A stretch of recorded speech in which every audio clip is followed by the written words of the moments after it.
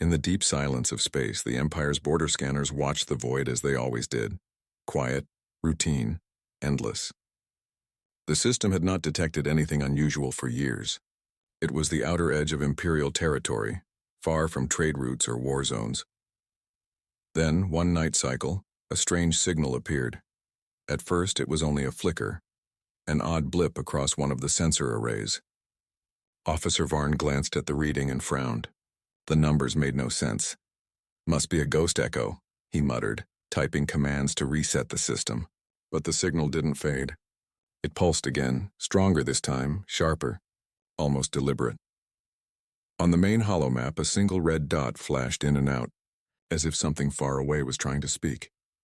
"Captain," Varn called. "You should see this." Captain Sorrell turned from her station, annoyed.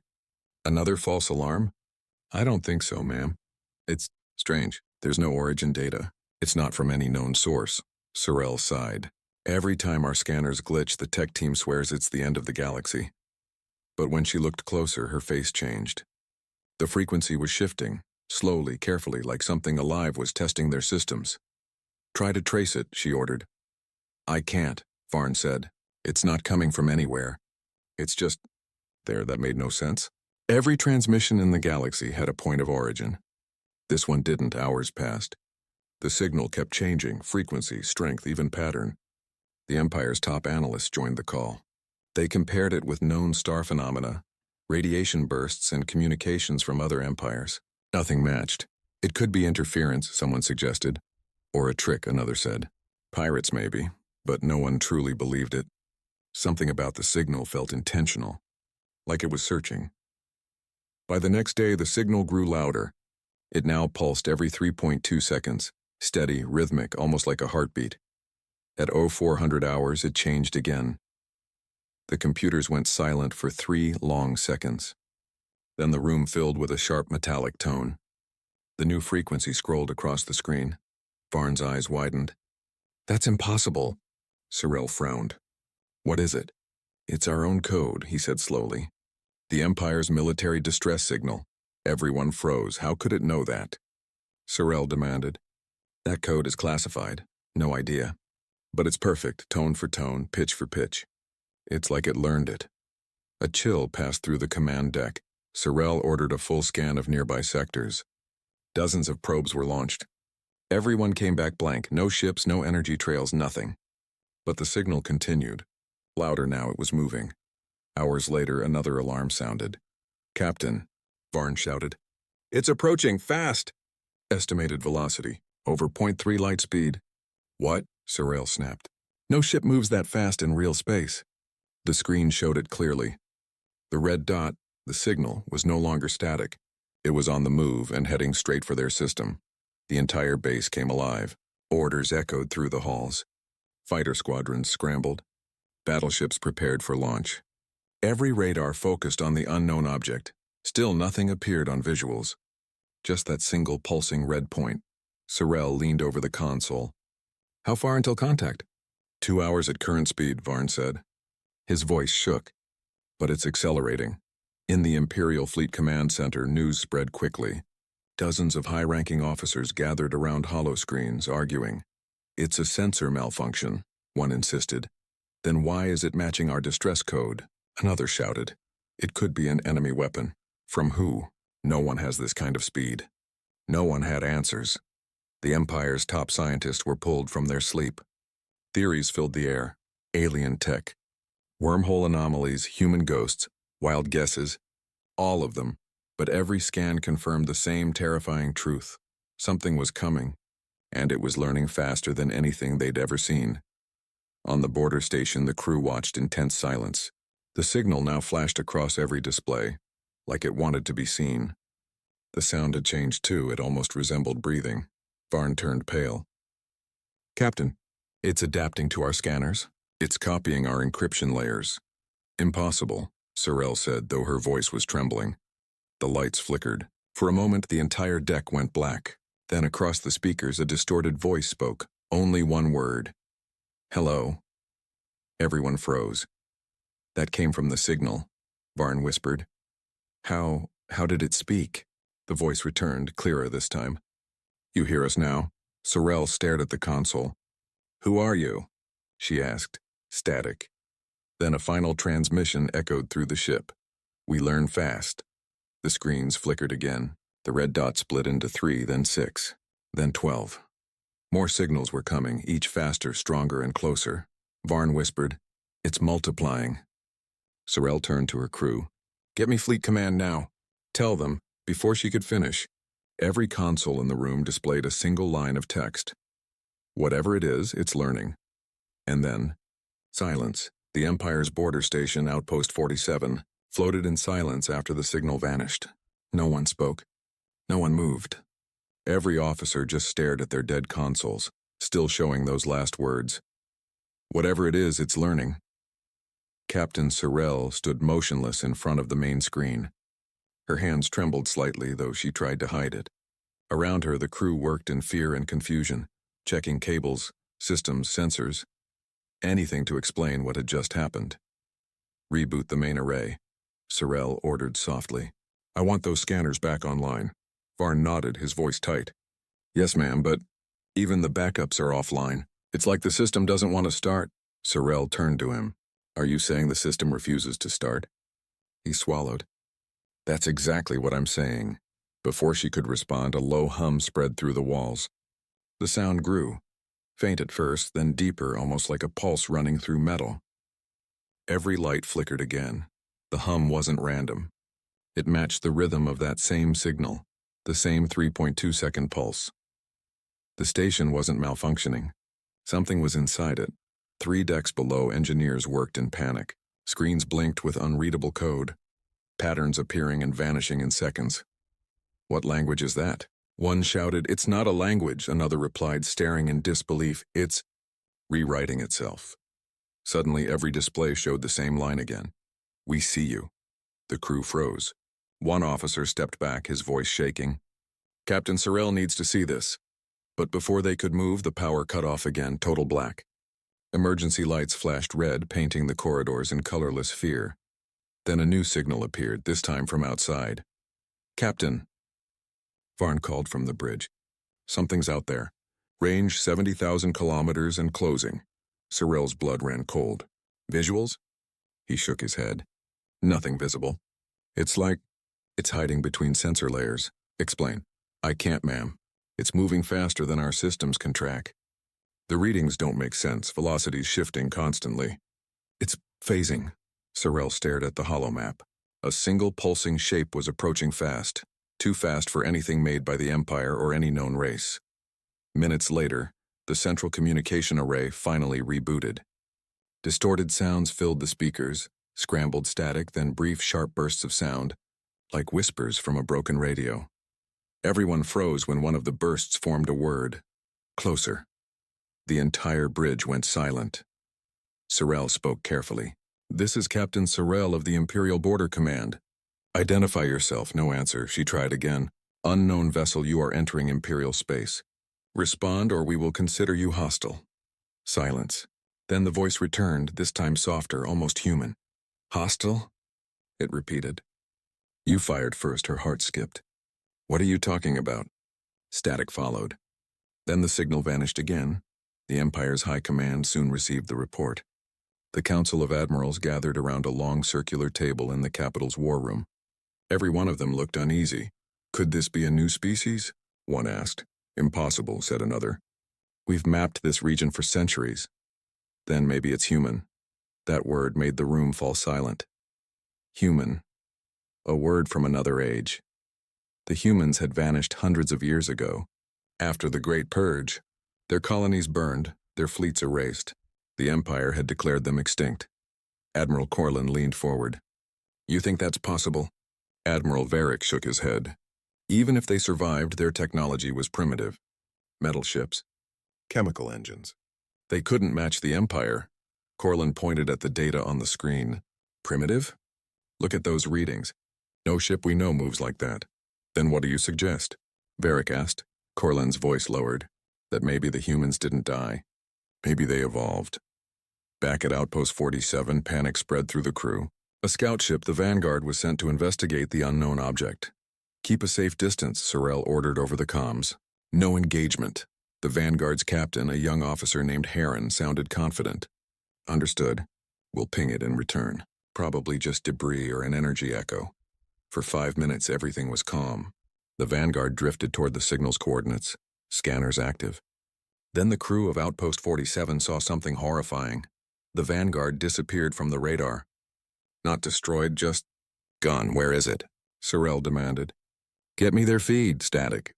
Then a voice crackled through, broken, fading in and out. Captain, it's not a ship. It's looking at us. Then nothing. The screen went black.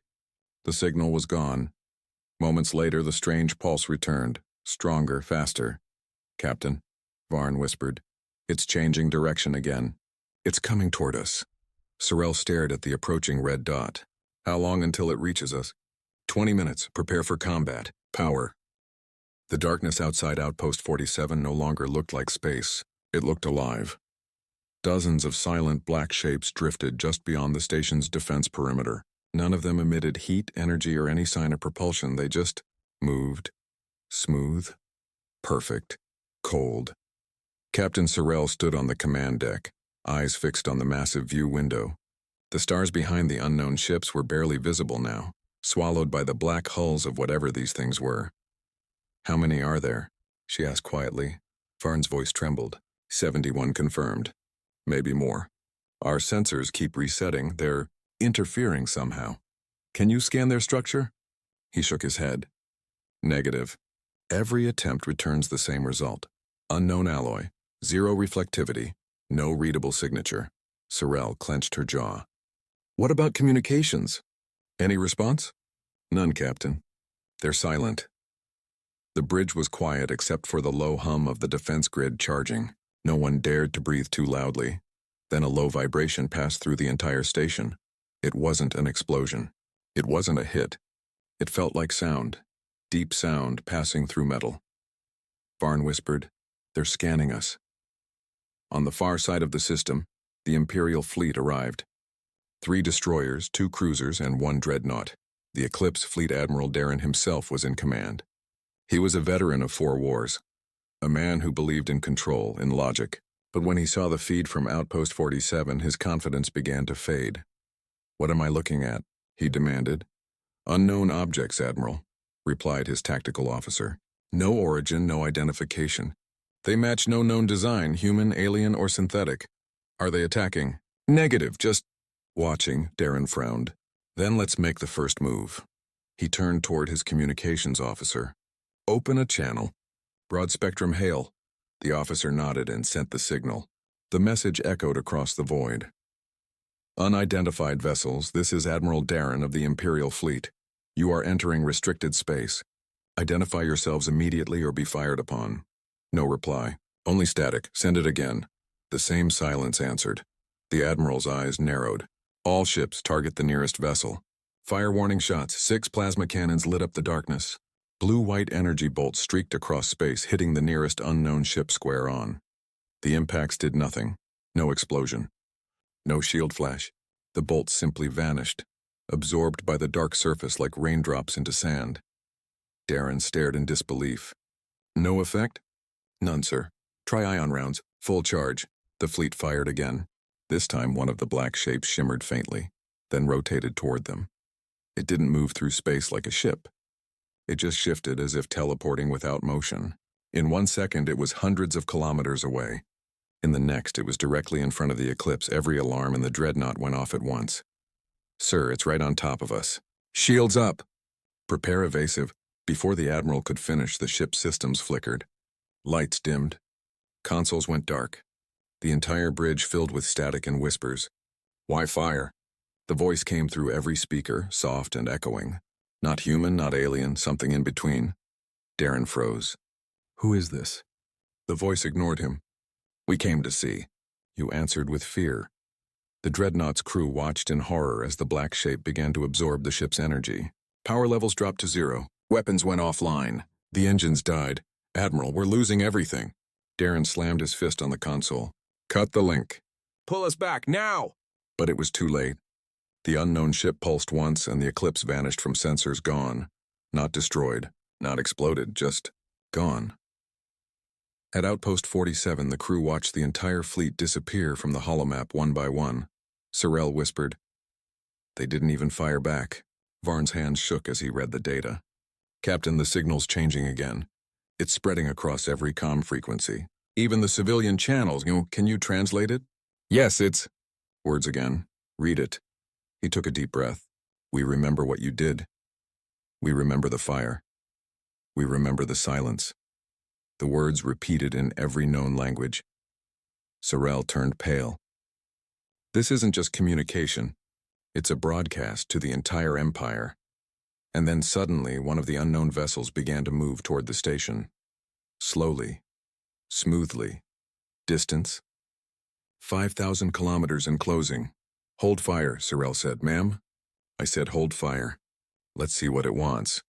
The black vessel stopped just in front of the observation window. Even from that distance, it felt close, like it filled the entire sky. Then, without warning, a light appeared on its surface. A single thin line of white light running down the center. The light split into patterns, symbols. Unfamiliar, ancient, yet almost human in shape. The station's main screen flickered to life on its own. A video feed appeared. It showed Earth blue oceans, green continents, white clouds. The crew gasped. That's impossible, Sorel whispered. Earth was destroyed centuries ago. The feed zoomed in, cities, people, ships, human ships. Then the image shifted. The sky burned. Cities vanished. The oceans boiled. The screen showed the Empire's war fleets bombarding Earth from orbit. The bridge fell silent as the truth hit them all. This was a memory. A message. A warning. Varn turned pale. Captain, they're showing us what we did. The video ended. The words returned. You burned your home. Now we come for what's left. The ship pulled back, joining the others. Sorel's voice trembled as she whispered, They're human. Varn looked at her. Humans can't do this. She shook her head slowly. Not anymore. But maybe they became something else. Across the Empire, communication networks collapsed under the weight of the broadcast. Every planet, every station, every ship. The same phrase echoed through the stars. We remember what you did. And as the Black Fleet began to move again, silent, unstoppable, the stars themselves seemed to fade behind them. Humanity had returned. And the Empire was no longer the hunter. It was the prey. The Empire's capital world of Vorlus Prime never slept. But that night, the great towers stood in darkness. Every hollow screen across the planet flashed the same message. Words that froze an entire civilization. We remember what you did. The signal came from every direction. Every frequency. It wasn't just invading the network, it was rewriting it. The Empire's central command had gone silent. Fleets disappeared. Outer colonies stopped responding. In less than 2 hours, half the galaxy's communication grid had fallen. Inside the Imperial War Council, panic filled the air. Admirals, scientists, and ministers shouted over one another. This has to be a rebellion. One barked. Rebellion from who? Another snapped. Half those sectors are uninhabited. Then explain the footage. A general yelled, slamming his fist on the table. They're showing Earth, for stars' sake. That world's been dead for 400 years. Silence followed. The name Earth was forbidden, buried deep in classified archives. Admiral Corlin stood near the center, his face pale. I told you, he said quietly. They're human. The others turned to him. Impossible, said High Minister Tarek. The humans were wiped out after the Purge Wars. Corlin glared. Then who else remembers our crimes? No one answered. On the main holomap, a red wave spread across Imperial space, dozens, then hundreds of systems going dark one after another. It wasn't war. It was erasure. Far away on Outpost 47, Captain Sorel still watched the black ships through the window. They hadn't moved again, but they didn't need to. Their very presence was enough. Any contact? She asked. Varn shook his head. No messages since the last one. But the signal's everywhere now. It's not just us, they're broadcasting to the whole galaxy. Then we're not alone in this, she muttered. That doesn't make it better. He hesitated. Captain, I decrypted more of their message. Sorel looked up. And? He turned his screen toward her. It's a timeline. Historical data. Our history. The screen displayed a long list of dates. Every imperial campaign, every conquest, every planet burned in the name of control. But at the bottom was something strange. Earth, year 2489, termination order executed. Result, successful. Casualties unknown. Reason, suppression of rebellion. Sorrel's breath caught. Suppression? Varn nodded. That's what they called it. They erased an entire species and called it suppression. The lights flickered again. Then a soft hum filled the air, the same pulse from before. Captain, Varn whispered, one of the ships is sending a direct transmission. Put it on screen. The view window shifted, showing the dark surface of the nearest ship. Its hull shimmered faintly and symbols began to appear. Lines of light forming a shape. A human face. It was made of light. Pale and cold but unmistakably human. Empire, it said. Voice low and steady. You destroyed what you did not understand. You silenced those who sought peace. You called us extinct. Sorrel stepped forward. Who are you? We are what you left behind. The face flickered, glitching between images. Cities burning, soldiers marching, skies filled with fire. Then the voice returned, quieter this time. Earth never died. You did. The message ended. Varn swallowed hard. Captain, that sounded like a threat. Sorrel shook her head. No, that sounded like a warning. Across the galaxy, similar encounters were happening. Every Imperial border station reported the same thing. Black ships, human voices, ancient messages. In some sectors, the unknown fleet didn't attack. Instead, they released data, old footage, records of massacres, hidden truths the Empire had buried. Entire populations turned on their leaders overnight. On the colony world of Marath, civilians stormed government buildings after watching a broadcast of human cities burning. The Empire called it Operation Dawnfire, their desperate plan to strike first. Hundreds of fleets assembled across the core systems, thousands of ships armed with plasma cannons, fusion torpedoes, and quantum shields. It was the largest military mobilization since the Purge Wars, and it was built on one belief. If it bleeds, we can kill it. But no one knew if the enemy could even bleed. Admiral Corlin stood inside the flagship Spear of Vorlis, watching as holographic symbols representing entire armadas blinked to life. Status, he demanded. Home Fleet 1 through 9 are ready. All outer colonies report combat positions. Phase 2 defense grid online, replied a nervous officer. Corlin's jaw tightened. Then begin the counterstrike. I want that fleet erased from existence. The command echoed through space. Massive plasma cannons turned toward the incoming signal, thousands of barrels glowing bright blue. Across the void, the black ships drifted silently, motionless, waiting. Fire! A blinding wave of energy tore across the stars, thousands of plasma bolts slamming into the dark fleet. Explosions lit the black ships, tearing holes through space itself. The energy output was enough to vaporize moons. For a moment, the Empire cheered. Direct hits. Their formations breaking, shouted one officer, but then the explosion stopped. The light faded and every ship that had been destroyed was still there. On the command bridge, silence fell. Corlin's eyes widened. What is that? The sensor officer trembled. Sir, energy readings are off the charts. It's like the hits never landed. The energy was absorbed. Absorbed? Yes, sir. Every bit of our firepower, they used it to recharge. Before anyone could react, the black ships began to move. No engine glow, no visible thrust. They simply slid through space like shadows, and then the first Imperial ship vanished, no explosion. No debris, just gone. Then another, and another. Whole fleets disappearing without a trace. On Outpost 47, Captain Sorrel watched the chaos unfold from her monitor. Varn, what's happening to them? She asked. Varn stared at the readings. Their ships are just being rewritten. Rewritten. The molecular signatures, gone. It's like someone's deleting them from existence. Sorrel clenched her fists. That's not technology. That's revenge. Inside the Spear of Vorlis, Admiral Corlin barked orders. Retreat to fallback line. Pull back now. But the comms were dead. One by one, ships stopped responding. The fleet network was dissolving, every transmission swallowed by the same message. You cannot undo what you did to us. Corlin slammed the console. Show yourself, damn it. He shouted into the empty void, and then a voice replied, We already have. The entire bridge darkened. The lights flickered out, replaced by a glowing holographic face, human, calm, and cold. "You called us extinct," it said. "You made sure our world burned. But while you celebrated, our minds lived on within your own machines." Corlin's throat tightened. "You're saying you're inside our systems?" "We were your systems."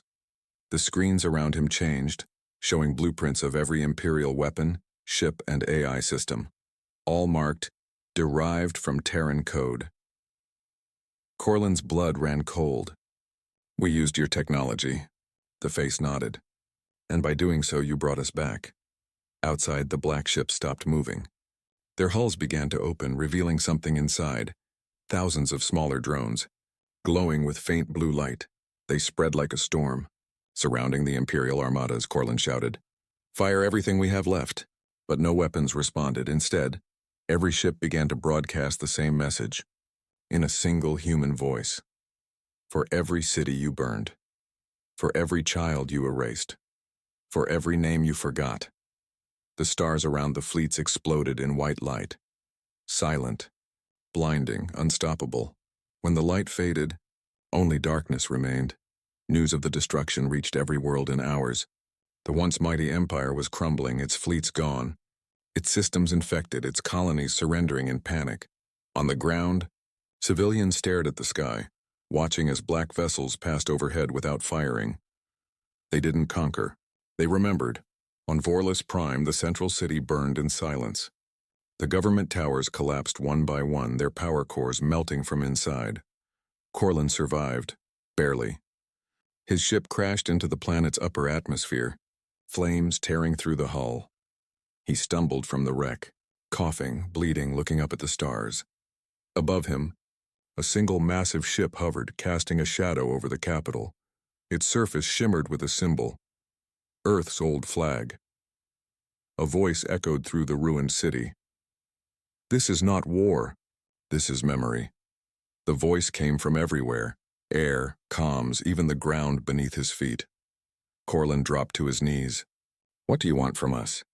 The voice paused. "Truth," and then softer. "You wanted to erase us. But we learned something you never did." Corlin looked up weakly. "What's that?" "Extinction isn't death. It's evolution." The ship above began to rise, disappearing into the clouds. Corlin watched until it was gone, tears falling down his scarred face. He whispered, "Then it's over." But the voice returned one last time. "No, Admiral. This is where it begins." Far across the stars, on the dark edge of the galaxy, thousands more human ships were awakening. Massive constructs, older than any Empire record. They had slept for centuries waiting for the signal.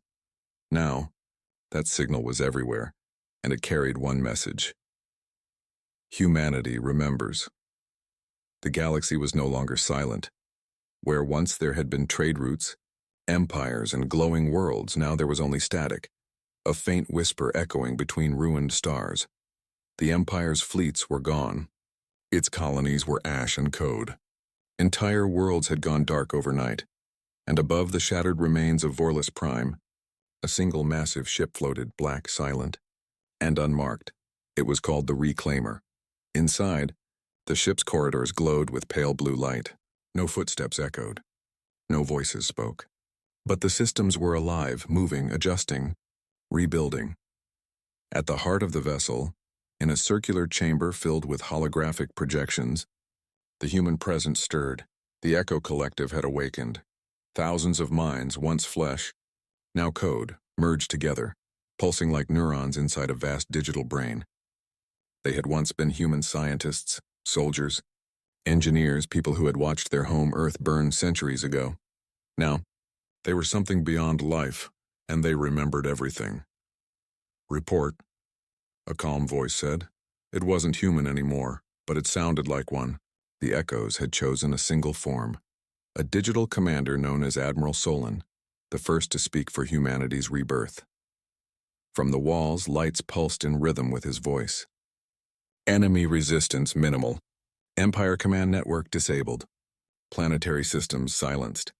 Estimated recovery, 32% complete." A softer voice followed, one that carried traces of old sorrow. "And the survivors?"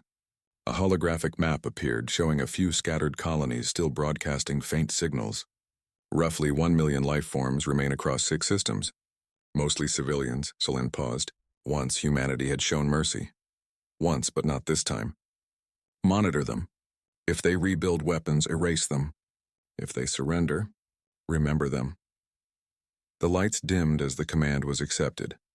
Meanwhile, across the void, fragments of the destroyed empire drifted aimlessly. On Outpost 47, Captain Sorrell and Varn had survived inside a half-dead station orbiting a broken moon. The silence outside was endless. Any signals? Sorrell asked quietly. Varn shook his head. Nothing since the main fleets vanished. It's like the entire galaxy stopped breathing. He looked up at the faint stars beyond the cracked window. Do you think it's really them? The humans? Sorrell didn't answer right away. She had heard the voice too, the calm, cold tone that had echoed through every system before the end. I think whatever they became, she whispered. It's not human anymore. Far away, inside the reclaimer, Admiral Solon studied the remains of the Empire's data cores. Thousands of years of history were stored within. Laws, conquests, betrayals. He could see the moment the Empire had found Earth.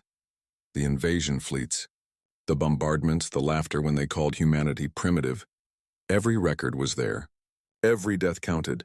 And then he found something else, a hidden archive, locked deep inside the Empire's military network. It was called Project Silence. Solon opened it, and for a moment, even the Echo Collective went still. It contained recordings of the First Contact War, when the Empire had captured human survivors. The footage showed scientists experimenting on them, disassembling ships, erasing their history. They had tried to delete humanity, not just from existence but from memory. And yet, one of the human scientists in the video looked into the camera before he died and said one final line. You can erase our names, but not our voice. Solon's form flickered. That's why the signal began, he whispered. It wasn't random. It was us calling ourselves home. On the bridge, dozens of holographic figures appeared, other Echo leaders, each representing a fragment of human will.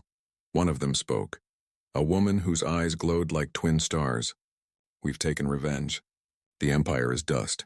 But what now, Solon? Do we become them? He looked at her. No. We become what they feared most, something they cannot control or destroy. And the survivors? She asked again. Solon's gaze turned cold. They'll live, but they'll remember. Weeks passed. The galaxy slowly began to recover from the storm. Signals returned, weak, cautious, trembling. In the ruins of Empire cities, strange drones appeared, machines bearing the insignia of old Earth. They didn't attack. They rebuilt. Power grids came back online. Communication towers flickered to life. But every screen displayed a single message.